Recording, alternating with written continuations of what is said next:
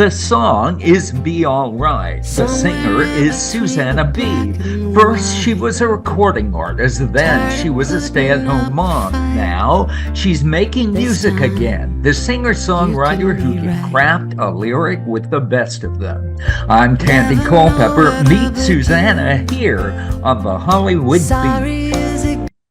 Hi there, Susannah. Hello. How are Thanks you? for joining me. I'm fine. So Good. it's an exciting time to be Susannah B, is it not? It is. I feel very excited. Lately, I'm putting out a lot of music. I'm planning some live shows and doing interviews with people like you. It's Well, really I and people like me appreciate it. I was reading that you have been described as being influenced by neo-Americana. Would you explain what that means to you?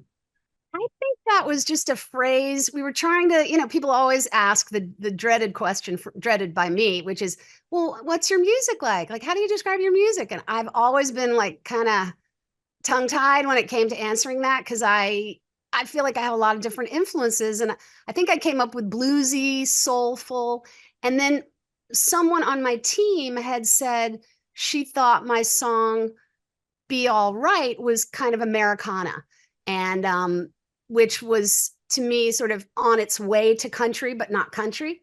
And then I kind of thought, well, let's call it neo Americana because it's not really, and it's neo Americana folk. I mean, I don't know. These all kind of add up to, um, I don't know, like in its own category a little bit. It's not like I'm doing like straight pop music or something like that. But Well, it's I not think your music, acoustic if folk. I might interject, has Please. a singer-songwriter vibe to Yeah. it. Right. Right. It's I wouldn't that is such a broad category to me, but when I listened to it, I had the feeling that um, your songs are thematic Hmm. and the lyric is important to that theme. And that's what a singer-songwriter has been since I was coming up in high school. When I think about Joan Baez and Bob Dylan and the singers and songwriters of that generation, and they all influenced ones that came after them. Who were you most influenced by? Mm, I think, well, first of all, I got to say my mother, because my mom was Carol Hall, who she was best known for writing the iconic, some of the songs on the iconic early 70s album, Free to Be You and Me, which was a With Marlo Thomas? Marlo Thomas, which some people have never heard of it. Some people are like, oh my God, it made a big difference in the 70s. And then a lot of the kids who I'm grew old enough to remember it.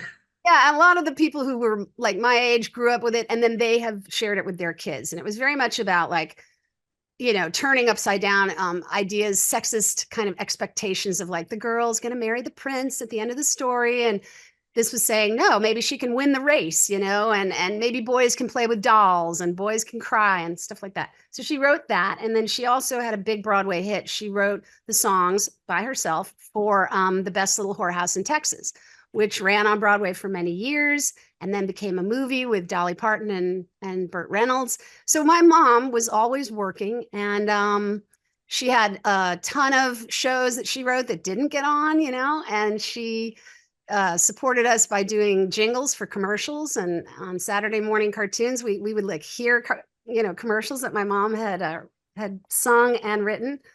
Excuse me. So she worked so hard, and I mean, she has to be my first influence. I would say that growing up when I was growing up, so it's like 70s, early 80s, I was in high school and stuff.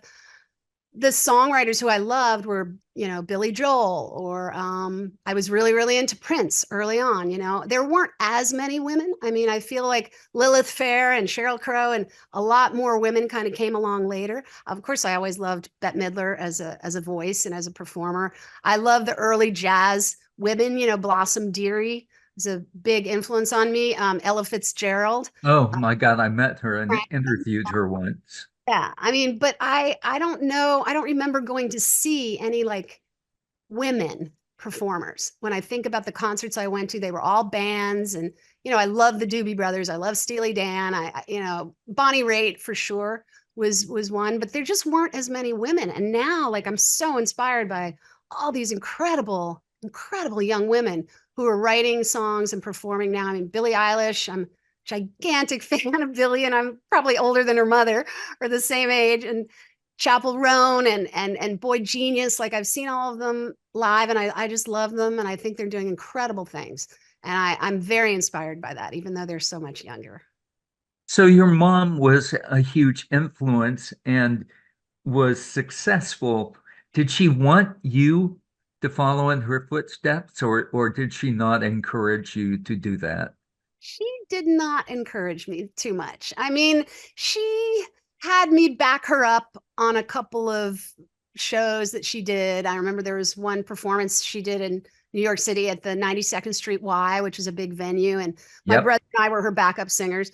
But for the most part, no, I think there were two things at play. I think one was that my mom had been pushed into it by her own stage mother, um, my grandmother, who was a difficult person and probably extremely frustrated. And so she pushed my mother into showbiz and then was kind of jealous of her at the same time. It was a tricky dynamic.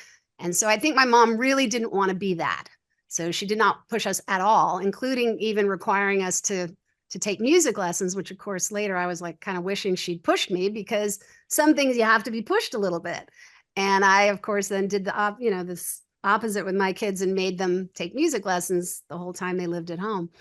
Um, but also when I started performing pretty early, just on my own. I went to an acting class when I was 9, and I kind of got into this. The acting teacher really liked me, and so she started casting me in little off-Broadway things, readings, and where I would play like the kid.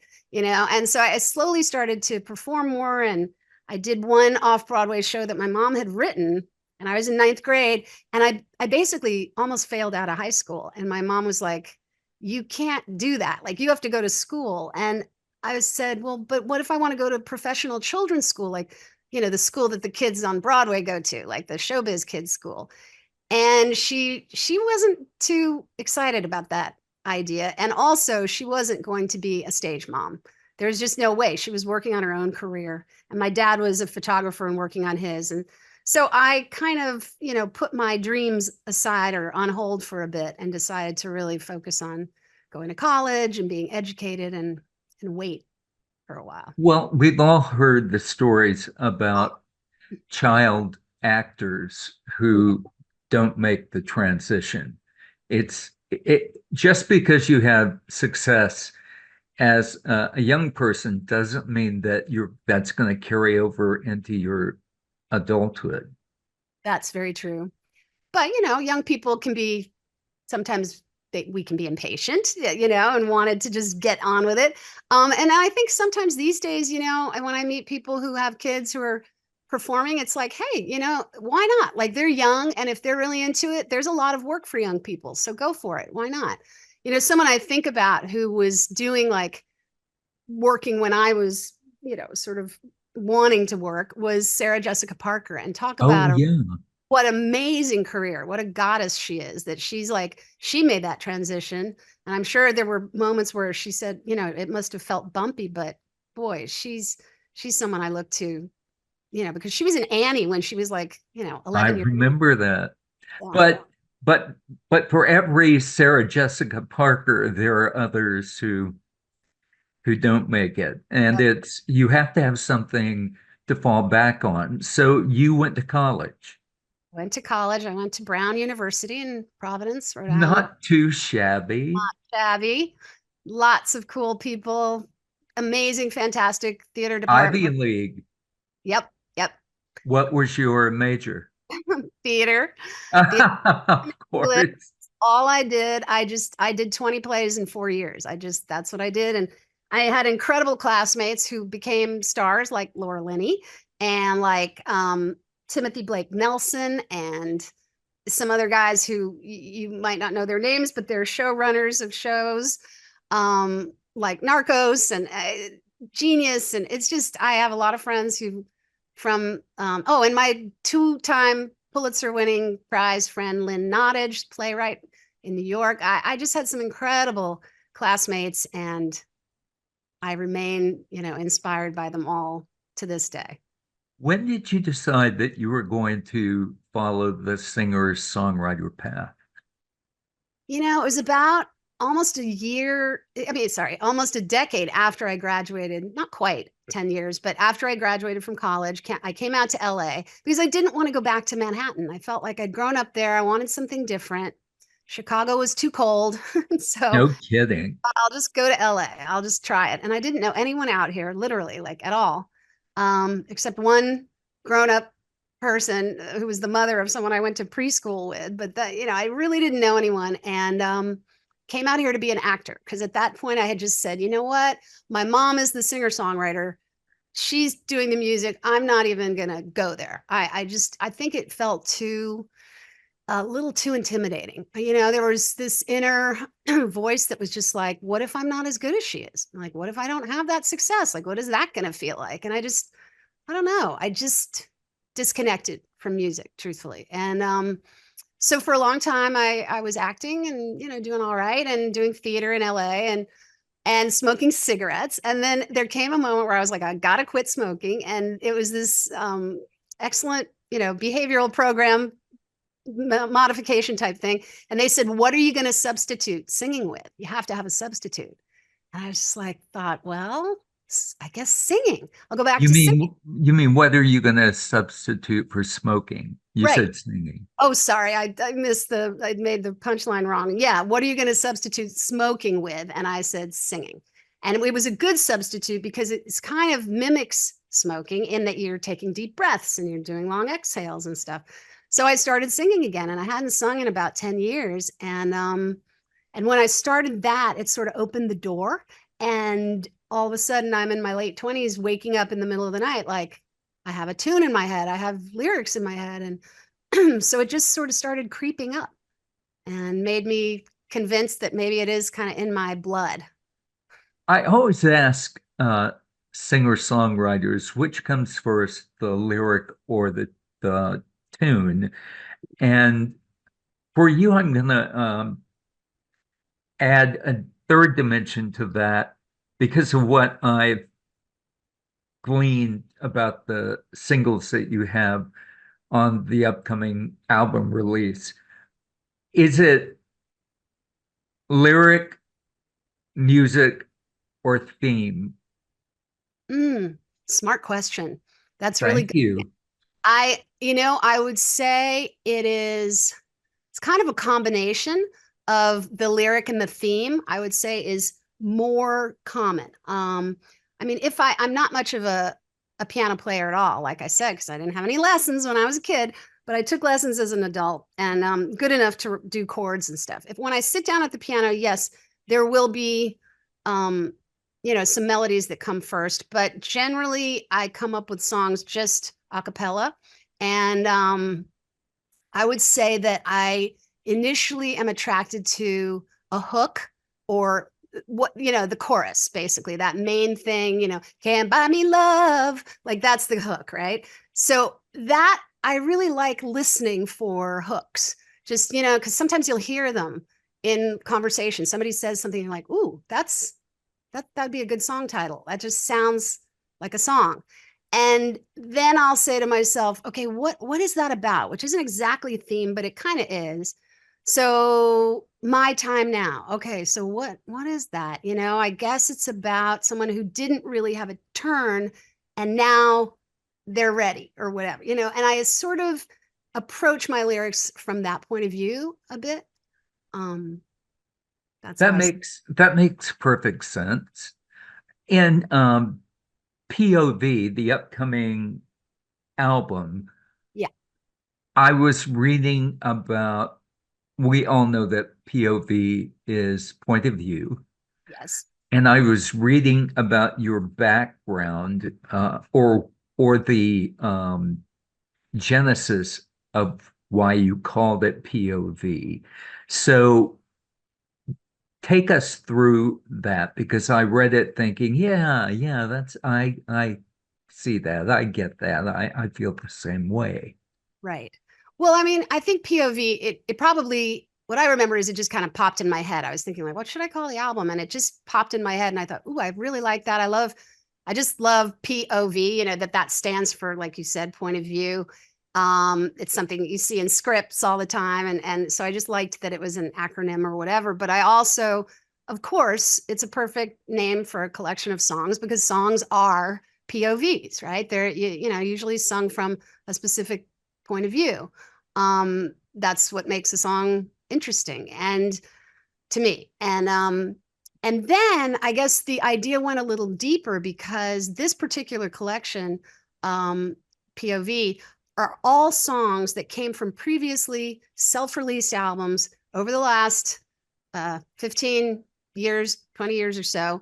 And I was like raising a family. I was a mom, and I put out 2 EPs and then I put out 2 full-length albums, but I was still a mom. So I never could really support those albums and go tour or play live all that much. I played live a bit, but it was hard, and there was a good 10 years where I was just being a mom and like desperately trying to hold on to my. Just being a mom is Right. a very important job. It really is. And it meant a lot to me to be there and really stay at home and like be there for all the good stuff. So what I have done is I've re-recorded these older songs with a new band and I rewrote some of them. I really looked through my catalog and tried to find like the best of Susannah B.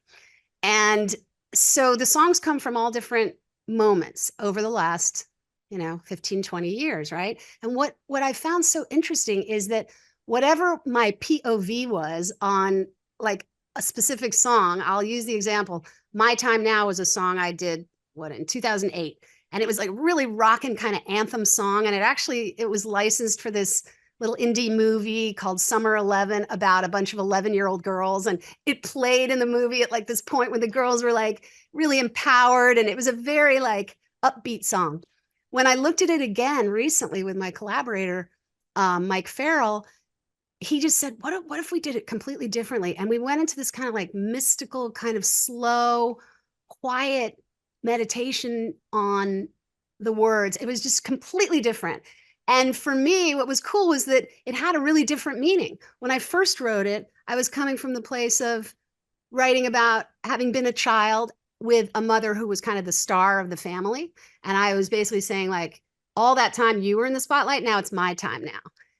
20 years later, whatever, 10, 15, however many years it is later, when I re-recorded it this time, it was much more about me being a mom and me saying to my kids, you guys were in the spotlight. You went first. I willingly and lovingly put you first, but now it's my time.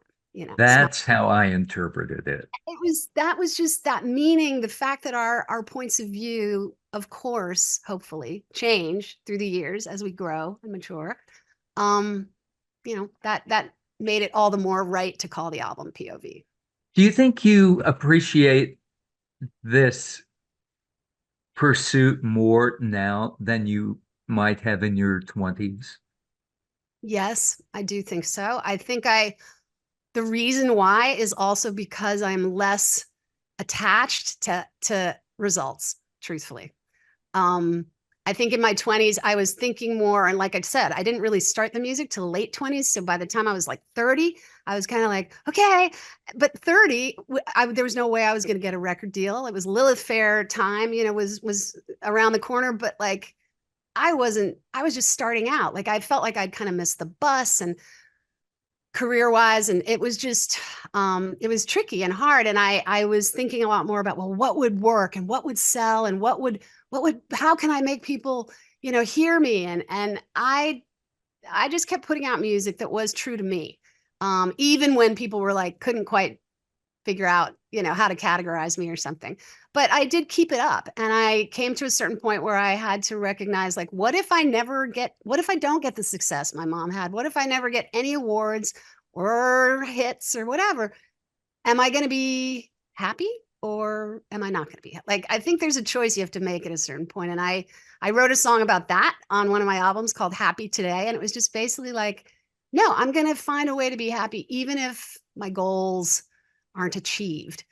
I do believe there's a good in going for the goal. Even if you don't get the specific thing, the going for it is always a good thing. And so, Yes, it's the journey, not the destination. exactly. And so I think now I am more excited, but I also feel a little more free, you know, from those like having to do this or do that or prove myself. And the cool thing is, for the first time in my life, I have a fantastic team of people behind me who are helping Oh, me. let's talk about those people. Well, first Your of all, band for I was reading this and I was like, whoa. I know. Well, I met my main collaborator, Mike Farrell. I met him like through another keyboard player. I was looking to do some playing actually of this jazz album that was sort of a one-off for me, and I ended up doing a jazz project for a few years. And anyway, this keyboardist said to me, "Oh, I'm too busy. I can't work with you, but you might like Mike Farrell. He kind of comes from a pop background. I think you'd like him. It might be a really good fit." And it turned out it really, really is a great fit. And Mike Farrell and I have co-produced this album together. And he has been writing with and touring with Alanis Morissette for years. And so at a certain point, he said to me, "Well, would you, do you want to play the songs on the new album with maybe some new people you've never worked with?" And I was like, "Yeah, like who?" And he's like, "Well, Victor Indrizzo is our drummer for Alanis, and he's also worked with like Beck and Brandy Carlisle and incredible people." And then he said, and then Dave Levita has played with Alanis, but he also plays with Tim McGraw, and he's great. And then, but the bassist Sean Hurley, he played with Alanis too, but he's on the touring now with Adina Menzel, and it was, am I saying her name right? I hope so. Adina Menzel, yeah. And it was just like, I was incredibly like starstruck and nervous, but then we got together and they liked me and they liked my songs and what I was doing. And so we've ended up, working together. That is very impressive. Very impressive. Well, Let's for me, because I love, like, Alanis Morissette is truly a goddess in my eyes. Like, I have been deeply inspired by her. And I should have put her when you asked me who the inspirations were. But again, she came along when I was older. It wasn't like I was a child. But the fact that my musician collaborators are playing with people who I like worship and adore is pretty amazing. let's talk about some of the other singles that you put out that will be on this album. Okay. Talking to Myself. Tell me about the background of that song. Talking to Myself was a song that I wrote on the piano that was basically saying, I'm a person who has a lot of negative voices in my head. Oh, don't we all? Don't we all? Right. And when I kind of realized that, it was all the more reason to write a song about it. But I have the voice in the head that's like, "You suck, well, who the hell do you think you are? No, you're not that good," and all that stuff. And so I was basically writing a song saying, wouldn't it be great if I could say to myself, "You're wonderful, you're beautiful, even when you don't know what you're doing, you're wonderful," and like all these loving things. Wouldn't that be a great, like, wouldn't, I think the hook was basically, wouldn't it be great if that's what I could say when I'm talking to myself?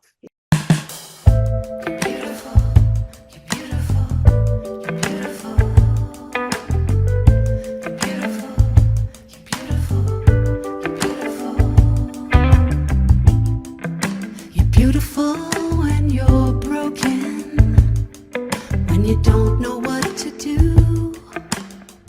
I still love you. There's courage in your hopelessness.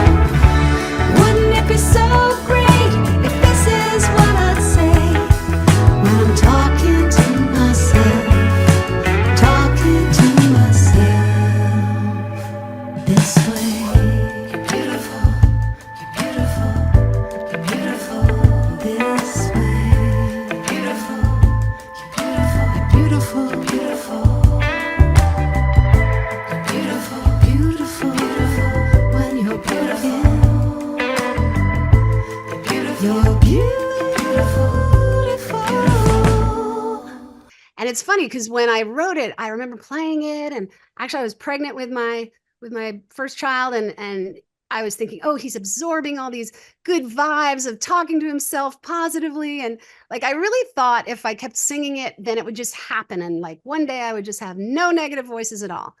And the interesting thing again about going back to this old song, I actually ended up changing the bridge completely and rewriting the chorus a little bit, because at a certain point, Mike said to me, so wait, what is this song about? Like, I don't get it. Like, what are you talking about? And I said, yeah, I'm not being as clear as I could be. And what I ended up saying in the bridge was like, voices in my head cut me down to size. It's impossible to tell the truth from lies, Oh, wow. And it was just like, I may never be free of those voices, but it's good when I sing the song. Like, it would be nice if I can have some of that gentler, more loving inner voice thing, but it also, like, it's really hard to get that maybe. And maybe I'll never have it, but I can sing the song and have it for little moments, Don't you think that there are people who are considered big successes who still suffer from stage fright, self-doubt,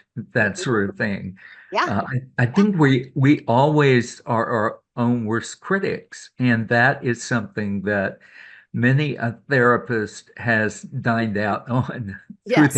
through the ages. Yes, of course. And I did see, like, with my mom and her friends, how people who you just think, oh my God, how could they ever have any insecurity? They're incredible. And then, you'd hear them talk and it's like, wow, that's really, you don't know how amazing you are. And I mean, I think even Judy Garland, like, had, crippling stage fright, and Barbara Streisand. I mean, we know those people have had those fears. And so, yeah, through the years, I realized it's not just me, but of course, when the voice is doing its thing, it feels like you're the only one. Oh, for sure. Let me ask you about this next one. Be All Right. Mm. Where did that come from? Be All Right was written when I was kind of having just a frustrating time with a relationship. And it wasn't a romantic relationship. It was more like a family type relationship where you're just like, wow, what is it about us? We just don't like speak the same language, or for some reason we just keep like butting heads. And I basically was in the song saying, you know what? I don't even know if this is ever going to get resolved, but I'm going to let it go and just trust it's going to be all right. Like, no matter what happens. And then the more I explored that idea, the more the song really did relate to romantic relationships, or even the relationship between a parent and a child, of like, you have your ups and downs. Like, sometimes relationships, you don't break up, but it's like hard. It's a hard period. Sometimes you do break up, but I just really loved the idea of, in a song, kind of surrendering and saying, because the chorus is, tonight I'm letting it go. Tonight I'm walking down the open road, and I don't know where it goes, but I know it'll be all right. That's the chorus. And so that was the genesis of that.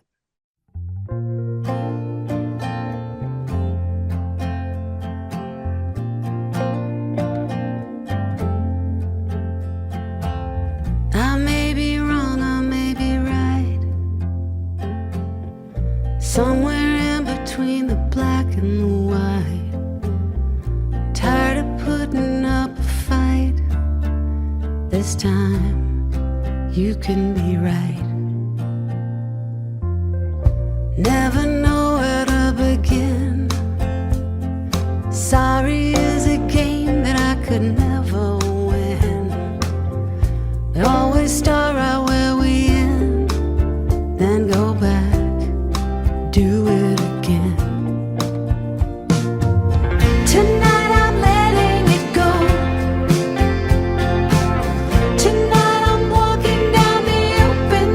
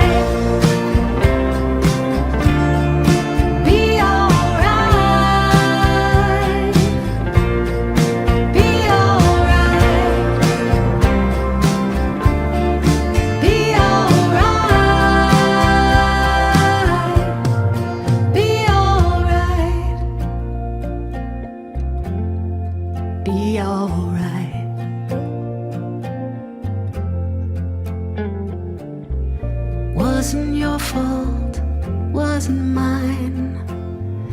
Doesn't mean we have to waste our time. Like when the sun gets in your eyes, turn away before you go blind. Tonight I'm letting it go. Tonight I'm walking down the open road, and I don't care where it goes. I know it'll be alright. Tonight I'm letting it go. Tonight I'm walking down the open road, and I don't care where it goes. I know it'll be alright. Be alright. Tonight I'm letting it go. It's gonna be alright. Tonight I'm letting it go. Be alright. Tonight I'm letting it go. It's gonna be alright. Be alright. It's gonna be alright. It's gonna be alright. Here's one that I chuckled at, Secrets and Lies. What made you chuckle? Well, what I read about the genesis of that was that you observed someone cheating on a friend of yours. Is that correct? Yes. And so you got, shall we say, royally PO'd Yeah. and decided to write that song. What does it mean to you personally? To me personally, I mean, yes, I did kind of catch somebody who I knew when I realized, oh wow, you're lying. Did your friend know it at the time before? No, but I told them. I disclosed it because I felt like that was the right thing to do, and I'm glad I did. But yeah, it was catching someone who's in the middle of lying and basically catching them red-handed in a certain way, right? And for me, I'm just extremely honest. I'm not a good liar at all. And I'm a good actress, but oddly enough, I am not a good liar in my life.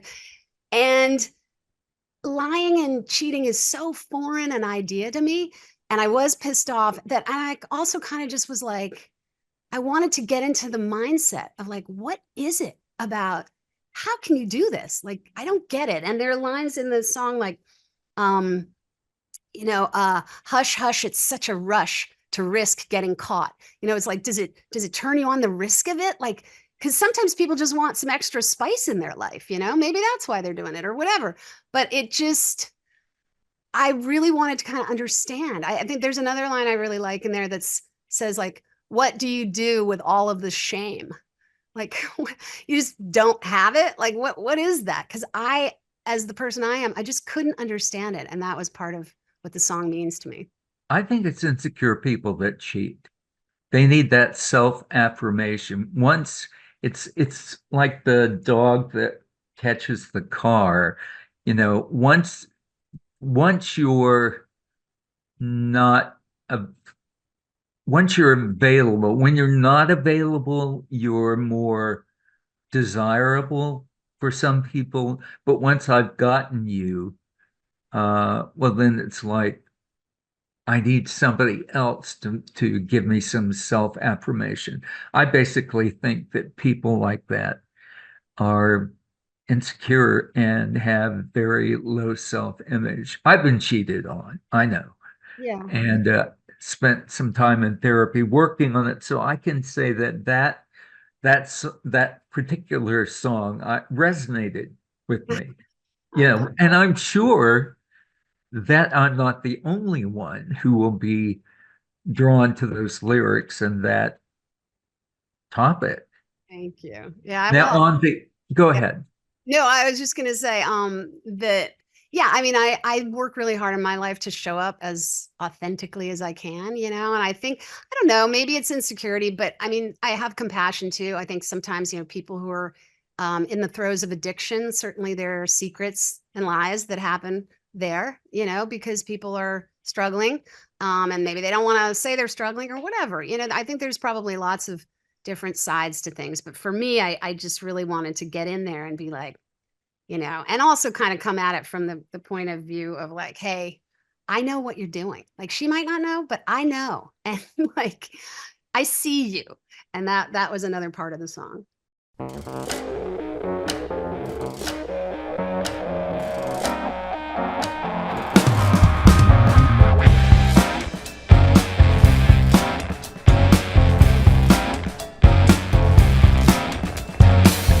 You could be a brilliant politician. You always say exactly what she needs to hear. And maybe you could win an Oscar. You're so damn good at looking sincere. She still believes in you, but you're not fooling me. Smiling promise is just your disguise.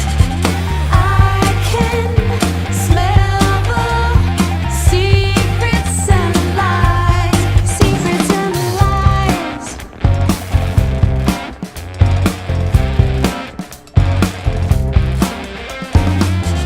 What is it like to live in the shadows? What do you do with all of the shame? And how does it feel to be the winner when nobody knows you're playing a game? Hush, hush, it's such a rush to risk getting caught. Smiling promise is just your disguise. I can smell the secrets and lies on your breath. Secrets and lies. Don't you know that karma is real? What you steal will be stolen from you. Smiling promise is just your disguise. I can smell the secrets and lies. Smiling promise is just your disguise. I can smell the secrets and lies. Secrets and lies. Secrets and lies. All right, this one is 180 degrees from that one. I got lucky. Oh yeah. I Got Lucky is a song that I wrote for my husband. We astonishingly have been together now for 26 years. And you got to just know, I say astonishingly because I didn't have very many long relationships before him. I mean, I actually had like very, very few. And like a long relationship for me was like a year, but we broke up 3 times, or Oh boy, yes. 5 months or something. Like I just didn't, all that, whatever that voice in me was that said, you know, he's the one. I was wrong so many times that I didn't even trust it. And I was really just, I feel extremely lucky that, you know, I waited a long time. I did my own work on myself. I found kind of my own spirituality, which I hadn't really been raised with any specific religion. And so I ended up finding my way to what I call God in a way that made sense to me in Los Angeles. And that was really meaningful. And so I had that relationship going on. And I think that made a big difference. And by the time I met my husband, anyway, it worked out, got lucky. And I got lucky is just about, you know, being really grateful that you're in a good relationship.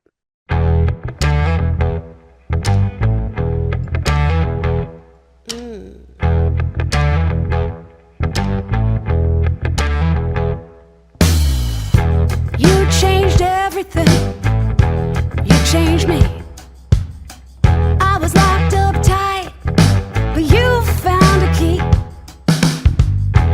Broken pieces scattered on the floor. You put me together. I'm not broken anymore. I got lucky when I got you. I got lucky 'cause our love is true. If you never came around, I don't know what I'd do. 'Cause I got lucky when I got you. Yeah. Yeah, yeah, yeah.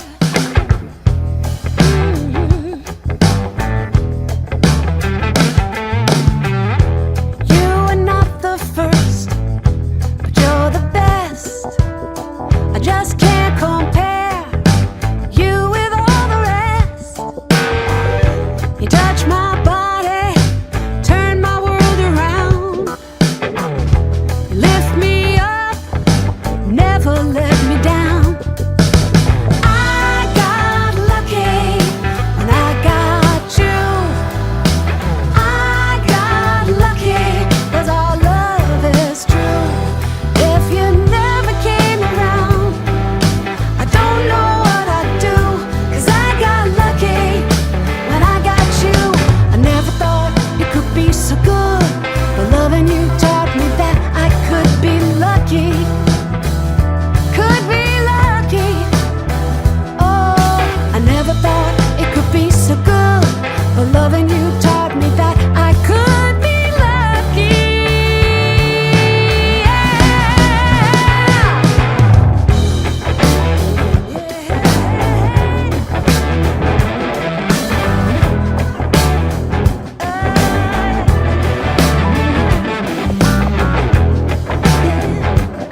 I got lucky.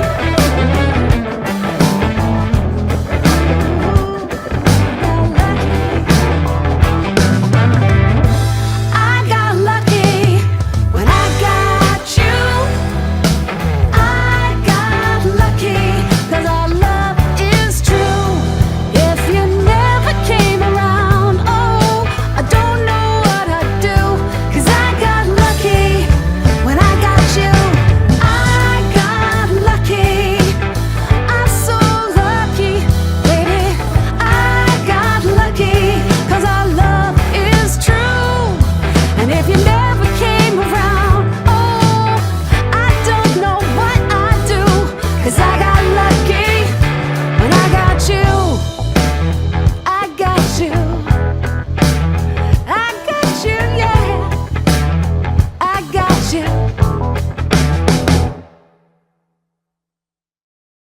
You know, Jerry Maguire, I had trouble thinking of it. Right. He says to her, the Renee Zellweger character, you complete me. Yes.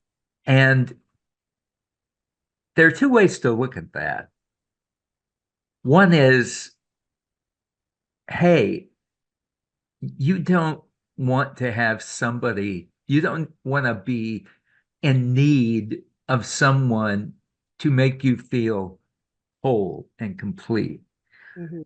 On the other side, you want to have someone who brings something to your life that enhances it, but you have to feel good about yourself before you can feel good about someone else. I'm just, after having been through therapy myself, relationships, I just know that you cannot be there for someone else if you can't be there for yourself. Does that make sense? Completely. Yes, I agree. And I do think that one of the reasons why I was able to find, You know, my right relationship with my husband was because of the work that I did on my own and in therapy and you know, spiritually and through prayer and meditation and all sorts of things, just to be okay by myself, you know, to really let go of that idea that someone else was going to complete me and to just try to work on my own self. And that for me, you know, was kind of like the secret sauce type step that I took before he came along. And you know, we've been married now a long time. Marriage is not always easy. It's a big commitment, and we both take it seriously. And you know, I don't want to paint like some perfect portrait. It's hard work sometimes, but it's also wonderful. And I think for me, the main thing that we are to each other, my husband Jordan and I, are just big, completely loving cheerleaders. You know, I think we both really support each other and encourage each other to keep becoming more ourselves, you know, to just be the best version of ourselves we can be and the biggest version we can be. And that's worked out really well. I interviewed Paul Newman one time, and Mm. I asked him, there's a comedian named Rita Rudner. She was a ballet dancer and then became, you know who I'm referring to. And then she became a comedian, stand-up comic, and she had one line I really loved. She said, "I've not fallen in love before, but I've stepped in it once or twice." Isn't that great? That was good. She also said that in Hollywood, uh, a successful romance is if you can stay together for however long it takes to drain a carton of milk, which I thought was hilarious. So when I talked to Paul Newman for the movie he did with Tom Cruise, I think it was called The Color of Money, Yes. I said, you and your wife Joanne have been together for a long time. And in Hollywood, and I used what Rita Rudner had said about milk. Yeah. And I said, how have you managed to make it work all this time? And he said, we drink a lot of milk. And then he said, you know, we we pick fights and we behave badly with one another, and you know, and from time to time. And I said, just like normal people. And he said, just like normal people. Yeah. So it isn't always going to be unicorns and daffodils in a relationship, but it's the things. Oh, who said this one time? You stay in a relationship not because of, but in spite of. Mm. What do you think of that? You stay in the relationship not because of, but in spite of. In spite And of, without, yeah. in spite of their Being, faults and the oh, things that annoy you, you, you know, it's like I see all these, and here's the way I think of it. I mhm. see these faults, but but they're overcome by what's so good about it. So in spite of that, I'm choosing to stay Yes. because perfection, some people want people to be absolutely perfect. And it's funny, through the ages, the poets, especially the romance period of poets, and going down through the years, the singer-songwriters, they express so much about what we feel, what inspires us, what makes us sad, what makes us happy, and we identify with the various people who perform these because many times they say things better than we can express them ourselves. That is true. And I would say, okay, here's a question for you. Do you think there are more songs about heartbreak or happy, loving relationships? Oh my gosh, what a good question. What do you Um, think, it's members listening? I mean, yeah. I I'm gonna say think I think there's way more heartbreak songs. I think so. Another Somebody Done Somebody Wrong song. Was that from Raindrops Keep Falling on My Head? No, but it was BJ Thomas. Right, right, right. Um, I hear the tune them up. I think I think it's um there's a country lyric somebody said one time to be funny. Um uh you broke my heart, you tore it apart, now if you. And then there's this another one, you drop kicked me through the goalposts of life. But I think there that you're right. I think there are more. More juice. I mean, I think it's just there's more juice in the lemon of hurt feelings and sadness and all those devastating feelings. I mean, I love these days. I'm listening to so many fantastic young women singer-songwriters like Billie Eilish and Boy Genius and Chappell Roan, and they're all writing about heartbreak like nonstop because they're Oh, 21. Taylor Swift. And Taylor Swift, I love Taylor. They're all writing about heartbreak because they're in their 20s to early 30s, and that's what's going on, you know. And I feel like, yeah, it's more of a challenge to write about love from where I am because it's not as, I don't know, dramatic, and maybe not even as many people can relate. I don't know, but that's what I was trying to do in that song. Yeah, it's like how many I honestly love you songs need to be written. Right. Is there anything, oh wait, your current single that's out now? Yeah. I almost forgot, Small Change. Oh, yes. I also chuckled at the lyrics in that. Nickels and dimes. Yeah. What's behind that song? Well, that was another song now written a while ago where it was another friend of mine who I was listening to stories about the person she had a crush on, and that person was not being nice to her and not really calling her back and not really Yes. any signs that they were interested. But and in this particular relationship, it was a woman and a man, but you know, it can go in a lot of different ways. But anyway, I just was basically saying to her, like, he's not going to change. Okay. Like, I got to tell you, I can see it right now. This is it's not going to work.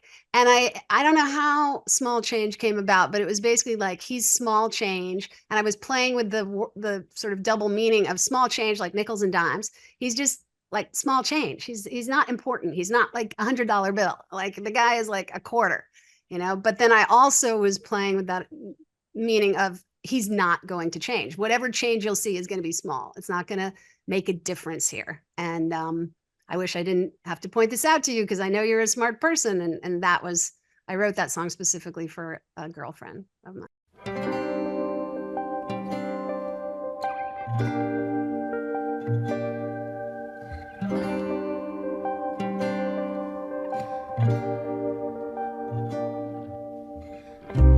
He said, thank you for being so helpful and kind. He said he cares for you. There's just a lot on his mind. And that's why he didn't call when he said that he would. And that's why he doesn't behave the way that he should. Let me tell you what I know. He's gotta go, 'cause he is small change, couple of nickels and a dime. He's just small change. He'll call if he has time, but you need $1 million man, and I just can't stand these causing you pain. Gotta get rid of your small change.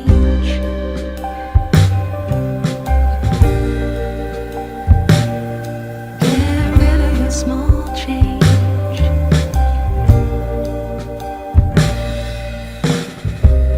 He gets jealous, his eyes disapprove.